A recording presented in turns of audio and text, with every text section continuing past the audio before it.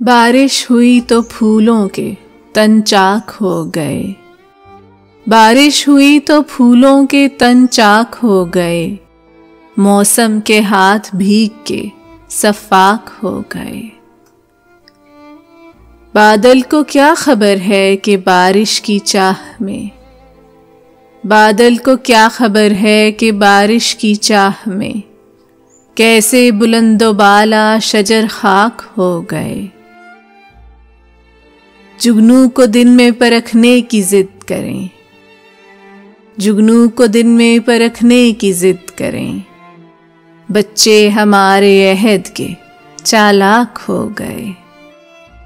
लहरा रही है बर्फ की चादर हटा के घास, लहरा रही है बर्फ की चादर हटा के घास। सूरज की शह पे तिनके भी बेबाक हो गए। बस्ती में जितने आब गजीदा थे सब के सब, बस्ती में जितने आब गजीदा थे सब के सब दरिया के रुख बदलते ही तैराक हो गए।